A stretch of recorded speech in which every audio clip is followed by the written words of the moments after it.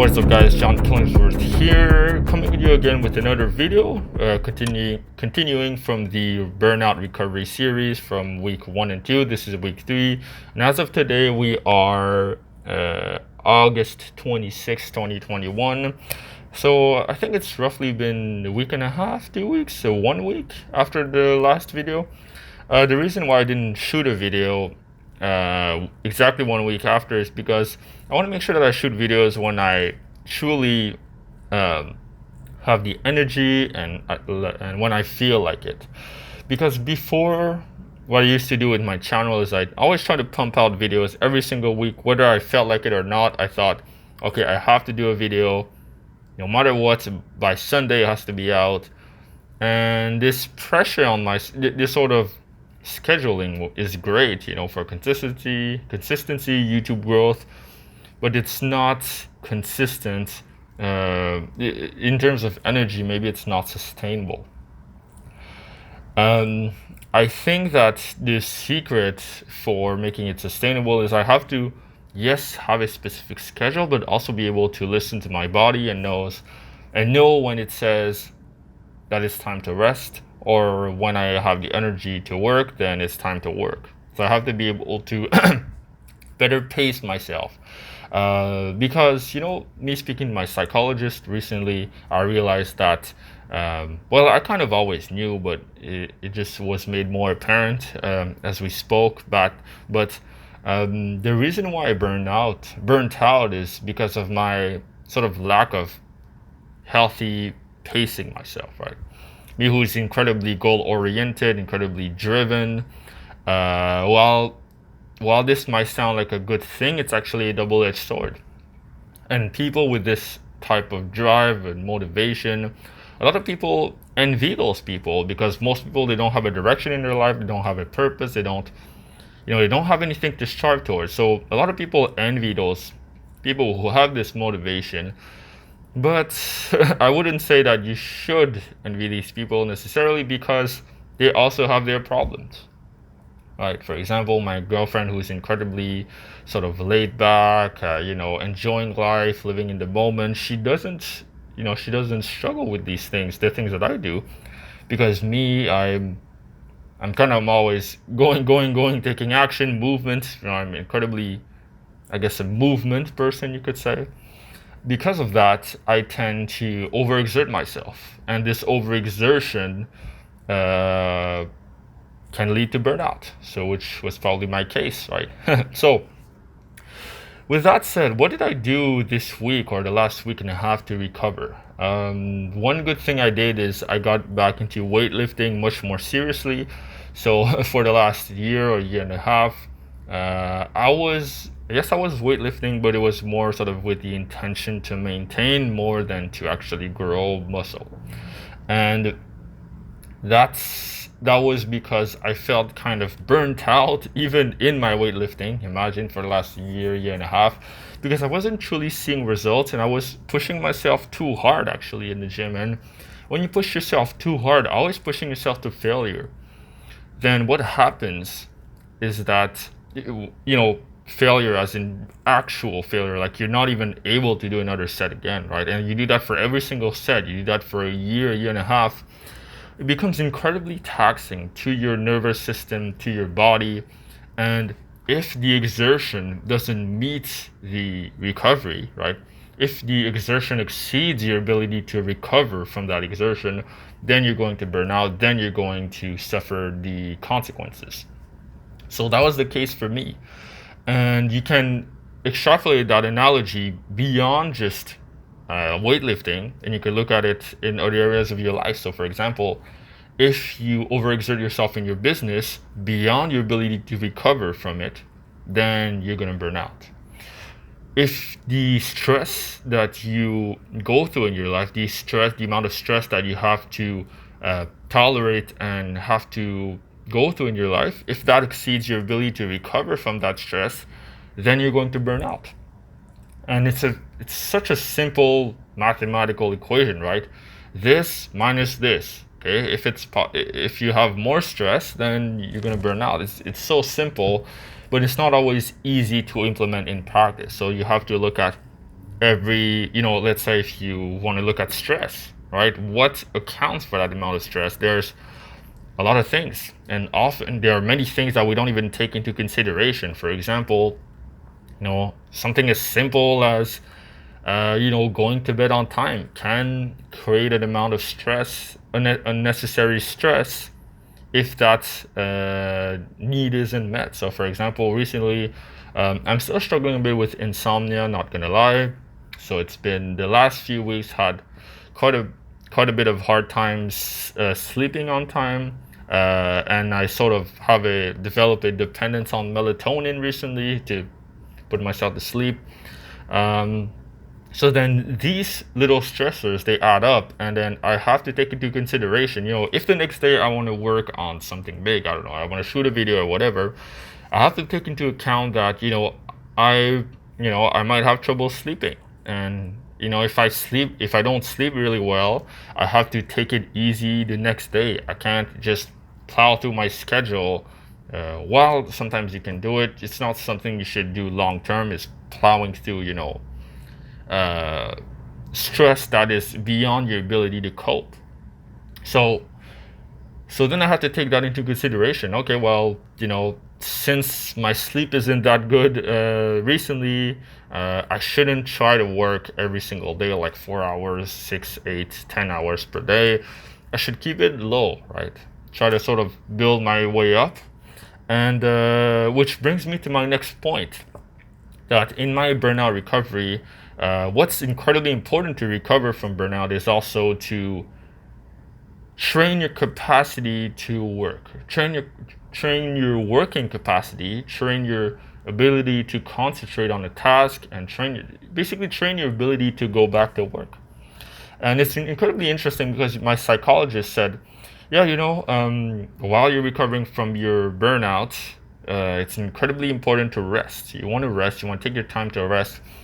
But strangely enough, the part of recovery is also exerting yourself and stressing yourself, stressing as in adding a bit of stress so you can build your resiliency as you recover, right? So he said that when I go back to work, when I go back to doing, whether YouTube videos or working my part-time job at the bank, whatever, it's going to be uncomfortable, he said. But you want to build up slowly your ability to tolerate discomfort and go through discomfort so that gradually, progressively, you will recover. And it's strange, but the part of the recovery is also, getting back into the field and training yourself with these stressors again.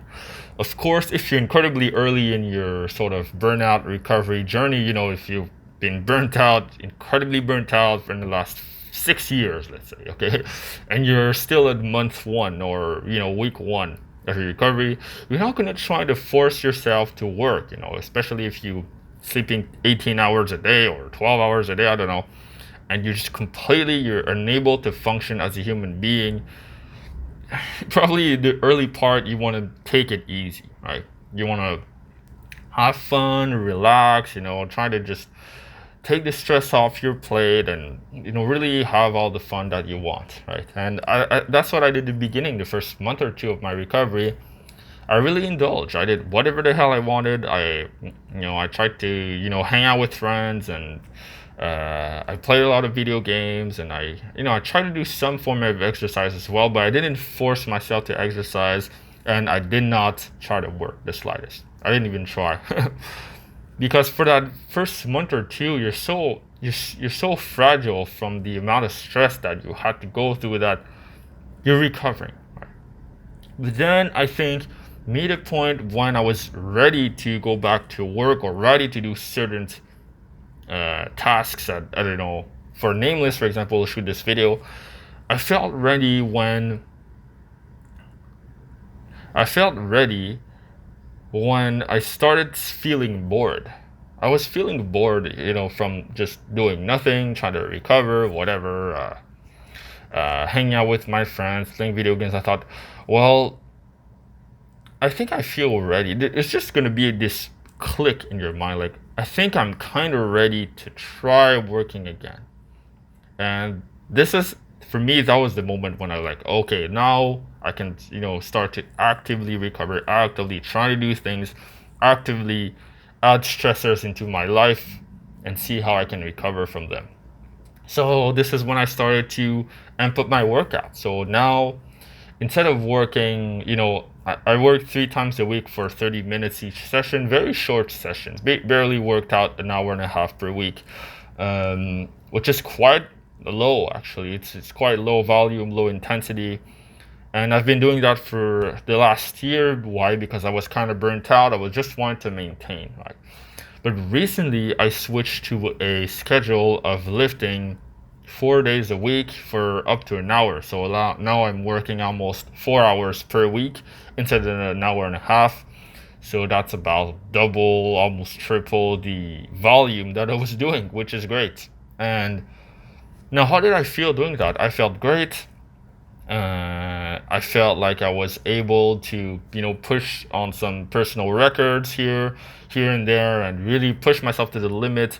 And I've also seen growth in the mirror and on the scale. Even my girlfriend been telling me, "Wow, you've packed on muscle quite quickly," and I was surprised. I thought like, "Oh, am I getting the newbie gains again from 7 years ago?" But now I don't know. Maybe I was working out wrong the whole time. Anyways, yeah, that was incredibly great, fulfilling in my ability to, I felt confident in my ability to work and my ability to exert myself and tolerate stress. So that was a really positive thing for me.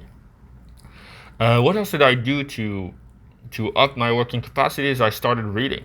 And what my psychologist recommended is that I start reading just 1 minute a day. I just open the book and try to read every single day. He said, just try that every day. If after 1 minute or after one page, you're not even able to focus and it feels like torture and it's terrible, don't do it. Call it a day. Do whatever you want. Relax. And then come back the next day. That's what he said. And he said also that, if while you start reading, now you start feeling, focused, energized, and, you just want to go through it, just ride the wave as long as it lasts. And when it dies off, then, just stop and then come back the next day. So that's another thing that I've been trying to do recently. And I'm reading this cool book by by Claire Graves on spiral dynamics. I told you guys about so many times, and I'm actually going to shoot a series about that as soon as I feel decently recovered from my burnout. I'm going to start doing that. So that's going to be really fun. So I'm feeling quite excited at the prospect of coming back to making these videos more actively and possibly do live streams as well. And yeah, and I've had this sort of creative juices come back. So I had certain ideas of certain videos I want to make, certain concepts. I was looking into sort of slam poetry and performance art, and asking myself, how can I turn Nameless, some of my videos, into a sort of poetic / performance art sort of thing that conveys a message indirectly without actually being sort of explicit about it, where the meaning is implicit. And I was thinking, how can I shoot a video, let's say like this, where the advice of the self-help, right, the self-help advice, the psychology advice, whatever, how can I embed that in the video in a way that you have to discover what it is? Basically, I don't tell you right away. And because I don't tell you right away and you discover it, it's much more stronger, much more powerful than if I were to just give it to you, right? And I'm thinking, how can I use art as a teaching tool? How can I use creativity and art in a way that could convey a message much more strongly than a regular self-help video? Because art has this sort of ability to convey emotion, to convey a certain state of being, or a certain worldview or paradigm of way of seeing the world that just saying it doesn't convey it the same way, right? And if I can use art in that way, then I think I'll be great. So I've had this epiphany. And because the months leading to my burnout, I realized that I was focused on the wrong things. I was focused more on making money, more on sort of sustaining myself, and which is why I try to take on more clients that I could, more calls than I could, and I burnt out because I realized that it was lacking this art element. And I think that's primordial, is that you go back to the roots of what makes you happy. For me, it's art. It's not business. And I do the business part because I want to make money, but I need to find a way to bridge my need for creativity with my need to making money and making it as a business. And once I find this gap, this sort of ideal gap, then I think I'll be ready to go back full time. I'll be ready to really go full on the video creation process and the business and all that. So yeah. And what else?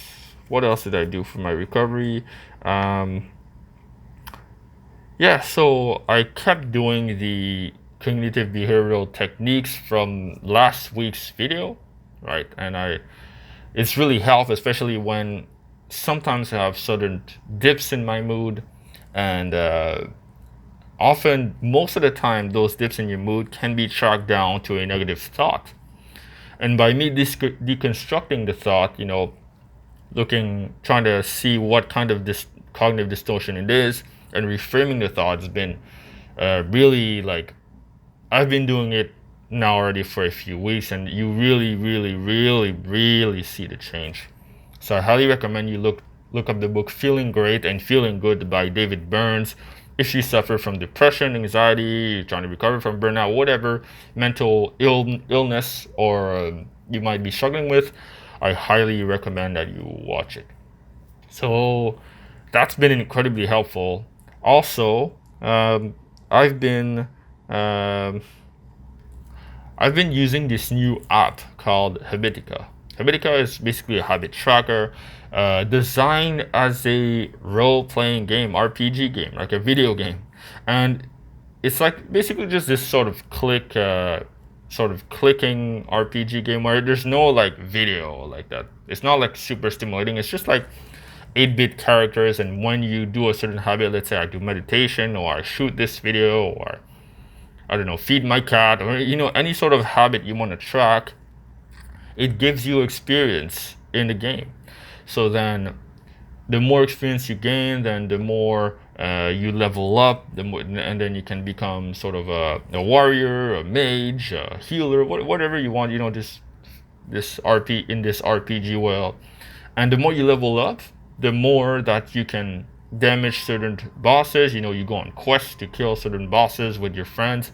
And if you miss a specific habit, then you're gonna lose points. You're gonna lose HP, and that's sort of the game of Habitica, is sort of an RPG platform, but designed as a habit tracker. So I thought that was really cool, because me transitioning from playing a lot of video games to going back into real life, it was sort of like a cool bridge, and it's also it gives you sort of a reward in a sense. And often because you do certain habits in real life, and because in real life doing small habits, it takes so long before you actually see the result. It's sort of you have to look at a long-term horizon often. Because of that, then it's hard to stick to a long-term habit sometimes. But if you can use a tool like Habitica and give you very small rewards, like, oh, I'm going to give myself XP there, oh, I can buy this new item in the game, oh, I can do this, and like for every single good habit that you make, it just makes the whole process of going back to life easier. So if you like video games a lot, if you're a big nerd like me, and you love these RPGs, then I strongly recommend Habitica. And hit me up if you play the game. I'll send you my username, and we can party up in the game if you want. So that's something that incredibly helped me. So gamifying my life, basically I gamify to make things easier on myself, because You want to find every small little thing that will help you in your recovery or help you make things more fun. And you always want to associate positive emotions to doing your work or doing, what you should be doing. So you want to you associate positive emotions to working out, positive emotions to going out and taking some sunlight, doing something healthy, positive emotions to working on the one thing that's most important to you.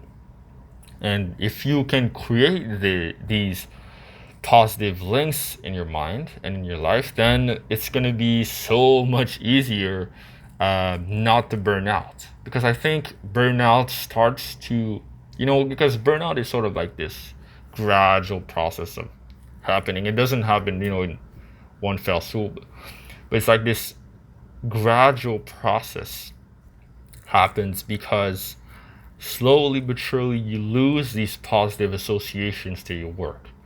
Because it starts to become tedious, starts to become stressful, and then all of a sudden you start thinking of all the negative things about your work. Like, anytime you sit down at your desk, and let's say me, I want to shoot a video, I'm like, it's going to be tiring. I have to turn off the AC or it's going to make too much noise, and then I'm going to be sweating like hell, and it's going to be uncomfortable speaking through this mask, or whatever reason I have in my head, right? And then you start developing these negative links, and the more you believe these links, the more you come back. It's like this negative conditioning. It's just this downward spiral of negativity. And it's incredibly important, in my opinion, to catch the spiral as it happens so you don't spiral down. You want to make sure to keep spiraling up, or at least not spiral down. At least keep it steady. And it's strange, right? It's like the richer get richer, the poorer get poorer. And so it's like the more positive links that you feel, the more growth that you have, the more positive you feel. And it's this upward spiral. Like, let's say, because I feel good about shooting this video, I'm going to shoot this video, I'm going to publish it, then I'm going to feel like this sort of dopamine, as Jordan Peterson says, like those feel like, the alpha lobster, like you just conquered the world, and you feel great, you feel like you've accomplished something. Then these feelings of accomplishment are going to push me further and harder to accomplish even more, and so on and so forth. Of course, without burning yourself out, but so you have to catch the spiral as it happens, really. And yeah, what other things have I done for my recovery? So besides that, I've also looked into ashwagandha supplement that helps you sort of regulate your stress levels. It's a adaptogenic herb. So what that does is that it stabilizes your cortisol levels, so it's not too high or too low, which is, I think, really important. Also, I've been experimenting with rhodiola rosea, though the rhodiola rosea makes me quite sleepy for some reason. Maybe because I take too much, I don't know. Because I boil it in the tea, and it's like, I have the actual leaves, but whatever. So then these things, I feel it really help also. You sort of have, you take care of the psychological component, like the cognitive behavioral techniques, and working your way up with your working capacity, but also the physiological components, the biological components, because your body is a system. I've also looked into supplements like that, so things like that has really helped. Anything that helps you lower your stress or stabilize your stress levels probably is really good if you're going through burnout. So that's what I recommend. So that's pretty much it. I'd say there's not much else to say. So in conclusion, my recommendation is, so once you feel like you're past the initial recovery phase and you're sort of ready to try putting your feet back into the water and getting back to work, after you've recovered the beginning part of burnout, then try reading 1 minute a day. Literally just try opening a book and see if you can read, and do that every day. Or any other task. Let's say if you're a YouTuber, shoot a video. Try to shoot a video. If it sucks, don't publish it, right? It's sort of, you want to lower the barrier of entry for these tasks, and you want to break them down in very small increments and try to do these, right? So for example, this video I'm shooting on my phone. I'm not trying to set up like the best setup in the world, a professional lighting. It's just, I'm shooting with one light, that's it. I just set up my camera, set up my phone, and I shoot it. So you want to make things easy on yourself when you do that. Also, you want to get back into exercise,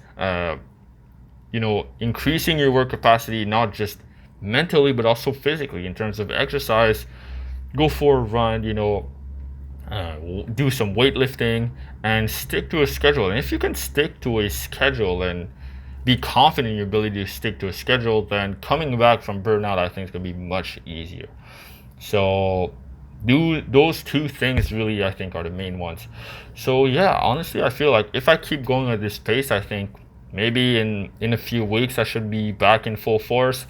But full force is relative to how I feel then, because it's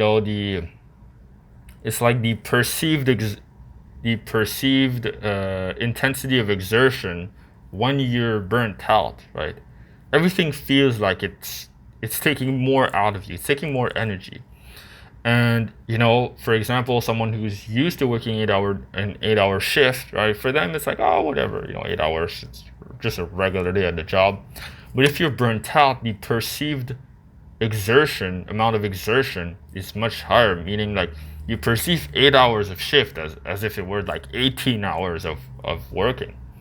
Like, I remember, like, when I was just trying to read again or trying to shoot a video, it felt like just reading one page for 1 minute, it felt like trying to read an entire book. It was just completely, almost impossible. And when that's the case, then you have to take it easy.